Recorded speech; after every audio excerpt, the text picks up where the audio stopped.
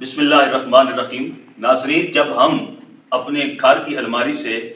قرآن مجید فرقان حمید کو اٹھاتے ہیں، اس کو چومتے ہیں، اس کو سینے سے لگاتے ہیں اور اس کی تلاوت کرتے ہیں اور پھر اس قرآن مجید کی تعلیمات پر عمل کرتے ہیں یا قرآن پاک کی تعلیمات کو آگے بیان کرتے ہیں، یقین جانیے میرا ایمان کہتا ہے کہ ہمارے اس عمل پر اللہ رب العزت کی ذات بڑی خوش ہوتی ہے، اللہ پاک راضی ہوتا ہے۔ جس طرح کبھی آپ کسی شاعر کا کلام پڑھیں، اس کا شعر کہیں پہ ذکر کریں، کسی مصنف کی کتاب اور اس کی تصنیف کا کہیں ذکر کریں، اس کا کوئی پیراگراف پڑھیں، اس کی کتاب کی اسٹڈی کریں اور پھر اس کا چرچا کریں، تو اس مصنف کو دلی طور پر خوشی ہوتی ہے، اس شاعر کو اپنا کلام سننے پر اور اس کا تذکرہ کرنے پر شاعر کو خوشی ہوتی ہے۔ کسی بھی کاریگر کی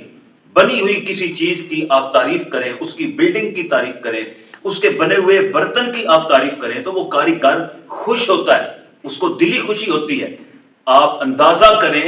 کہ جب ہم رب العالمین کے کلام کو پڑھتے ہوں گے اور اس کو بیان کرتے ہوں گے اور اس کو اپنی زندگی میں نافذ کرتے ہوں گے تو اللہ رب العزت کی ذات کتنی خوش ہوتی ہوگی، اللہ پاک کتنا خوش ہوتا ہوگا اور اللہ پاک کا کتنا کرم ہوتا ہوگا۔ ناظرین، آج ہم نے اس افراتفری کے عالم میں، سوشل میڈیا کے اس دور میں اور پرفتن ماحول میں قرآن پاک کو نظر انداز کر دیا ہے۔ ہم قرآن پاک کی اگر کوئی پوسٹ بھی آ جائے فیس بک پہ، یوٹیوب پہ، اس کو جلدی سے انگلی گھما کر آگے کر دیتے ہیں۔ ہم نے اس چھوٹے سے پیغام کو بھی کبھی سننے کی، سمجھنے کی، اس کو پڑھنے کی زحمت کبھی نہیں گوارا کی۔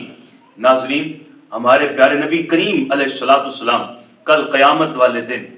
اللہ کریم کی بارگاہ میں عرض کریں گے، وہ نبی جو رحمت للعالمین نبی ہیں، وہ نبی جنہوں نے ہر موقع پر اپنی امت کے گناہوں کی بخشش کی، اللہ کریم کی بارگاہ میں التجا کی ہے۔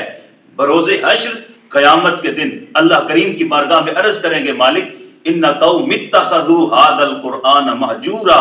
میرے مالک میری امت نے میرے بعد قرآن کو چھوڑ دیا تھا۔ اس وقت ہم اللہ کی بارگاہ میں اور اللہ کے پیارے رسول کی بارگاہ میں کیا منہ دکھائیں گے؟ مجھے تو یوں لگتا ہے کہ قرآن کہہ رہا ہے کہ طاقوں میں سجایا جاتا ہوں، آنکھوں سے لگایا جاتا ہوں، تعویذ بنایا جاتا ہوں،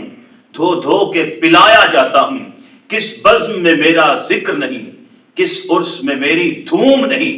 پھر بھی اکیلا رہتا ہوں، مجھ سا بھی کوئی مظلوم نہیں۔ جب قول و قسم لینے کے لیے تکرار کی نوبت آتی ہے، پھر میری ضرورت پڑتی ہے، ہاتھوں میں اٹھایا جاتا ہوں،